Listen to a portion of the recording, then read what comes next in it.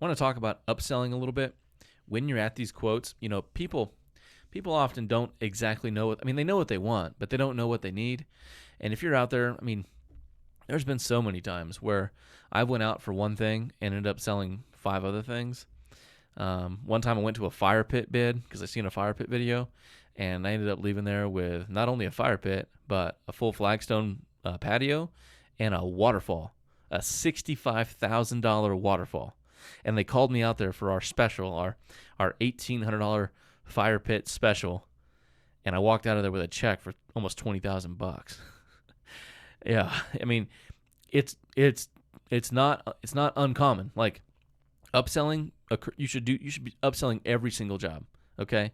One time I went to a bid, kind of like a kind of a rougher part of town. It's like bad neighborhoods. Just has a reputation for being like a little on the rougher side, harder side. I had no expectation that this would be anything, but we go to every bid. If a person fills out a request on our website or Facebook page or whatever, and they want us to come, we will come. It's free. So I went, and the first thing the guy said to me was, "I can't believe you showed up. Like, we've had 2 other people that we contacted that were supposed to be here, not now, but like recently, and they were a no call, no show." And he said, "So we didn't call them back because if they didn't want to come, we don't want them to be here." So he's like, "I'm really impressed you showed up. First of all." I'm like, "Well, cool, okay." And it turns out that it was a business, but it was a business that was growing and was being invested in. So, and I didn't know this going in. I just thought it was just some little place in the bad part of town.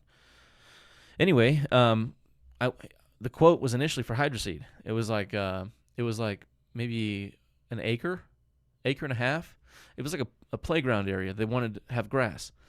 The original request was for us to prep and hydroseed this area, but it wasn't irrigated. And like I said earlier, we don't apply hydroseed to any area that's not irrigated. So I told them this, and I said, "Listen, you're not going to be happy with it. The grass isn't going to grow. Like, I'll come out here and I'll take your $40,000 or whatever to prep and hydroseed this area. But I'm telling you this, it's you might as well just burn the money because it's not going to work. There's no way that you can water an acre and a half on a water hose, and the amount, like, it just wouldn't work at all. We don't get enough rain for that." So I quoted them a irrigation system and some rocks in one of their playgrounds, some like pebbles. Quoted them, the hydroseed and everything else. Anyway, that job ended up being $130,000. So I went from expectation of 0 to $130,000. That whole meeting took about 2 hours, but I walked out of there with a $35,000 deposit check and a signed quote. And it turned out to be a solid job that we got done in a week and a half. So those things are out there. Point being to all of that is to always, always, always upsell. Always tell people what you can do. Always be looking to do more. Always be honest. Tell them, like, if they want that hydroseed and they're willing to pay your minimum, but they don't want to irrigate, just don't do it. It's not worth the headache. There's going to be another person tomorrow that is a way better client that is willing to spend the money and won't be a headache because they'll do it right and they won't do it wrong. So it's a big deal. But always upsell. Always provide the number when you're at the bid initially. Always use Jobber to generate your bids. Get the financing ability, and always tell people that you finance through your ads and in person, because everybody uses it. I mean, it's so easy. So, and I've got some actual reports that I can show you on how much we actually did through financing. It's crazy. So big deal.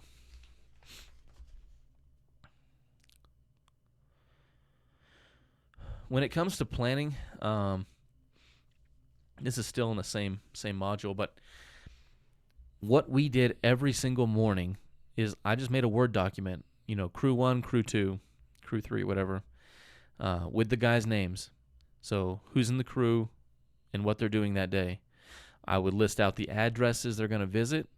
And as far as how much to put on a single day's paper, you need to know your guys and what their strengths and what their production rate is. I was always on the pushier side, like loading the plate up a little, so that, and they always got it done. I mean, there was they just always got the work done. But you list out the addresses, and you list out what they need to do that day at those specific addresses, and we have what's called a morning meeting. I bought a big board, like a paper board that I could draw on if I needed to illustrate or show them something about a certain or specific job. Morning meeting. Hey guys, how's everything going? How's all the equipment running? Is there anything that needs addressed? Is there any issue that you've seen? Because you as the owner can't see every piece of machinery and every truck every day, but your guys do. So you talk to them then, and then you give them the sheet.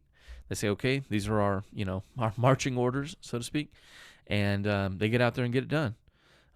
It works really well. We also used a local gas station, has a bunch of places here in town, and we got a gas card.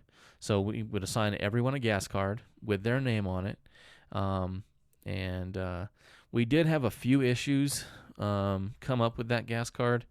One instance was one of the guys that didn't, and this just goes to like landscaping individuals. Sometimes, I mean, these guys are, they're landscapers. They're out there doing the grunt work, like some of them smoke weed and, all that. But we had one guy that didn't have a gas card, and he asked one of the other guys that did have a gas card to put fuel in his vehicle, and then in exchange he would give him weed. And the way that we caught that was this individual that had the gas card. Our trucks are diesel, our machines are diesel. We have nothing that is gasoline at all. Everything's diesel. So whenever you use the gas card, it tells you what store, what pump, how much, and what type of fuel. And as you're looking at his paper, which is good to look at these things every now and then, it's just all the diesel, gas, diesel. It's like, hey man, what did you put $48 worth of gasoline in? Oh, yeah. Yeah, he actually didn't tell us. We found out through another way, and then we confronted him, and then he did finally admit to it. But it was an issue. We just took his card for like a month. He just had to call us every time he needed to fuel up, which was kind of a pain. So we gave the card back, and then we just monitored it. It never happened again, but it did happen once. And I'm not saying that we caught all those things, but hopefully that doesn't happen. But we did use fuel cards, and it made things go a lot smoother, so that we weren't having to do everything. Again, my biggest deal is eliminating bottlenecks. Any constraint, anything in your process or in your day that only you can do or that you have to do is a bottleneck. You need to let people do their jobs. You need to get out of your own way. You need to let go of thinking that you have to do it all, because you don't. So that was one of the biggest and hardest things for me to actually learn, is that I don't have to do it all. I don't have to be the man. I don't have to be the one that everybody sees or calls or whatever. So I just let people do their work, and it works way better. So I mentioned earlier that our minimum on hydroseed was $3,500, but we often charged more than that. Especially if you upsold them on something like a flower bed or a fire pit or an irrigation system.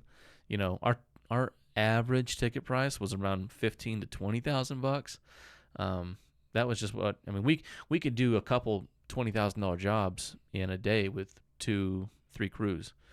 We'd have one crew, and then we have a prep crew and a spray crew, and then we have an install crew. And the install crew would do stuff like turf, pavers, irrigation systems, and then our prep crew would do things like ditching, Harley raking, leveling, and then hydroseed guys, if there's hydroseed work, they would obviously be spraying hydroseed.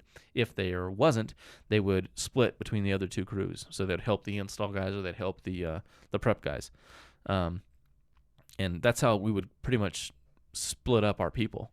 But yeah, you walk into a $3,500 thing, and plus your service fee, okay, uh, it would be real easy to upsell that to something else, or to even just charge a little more. So, I mean, at the end of the day, you're there to generate income for your company so that you can feed your family, buy a nicer house, have things, buy better equipment, help your guys out, offer benefits to them.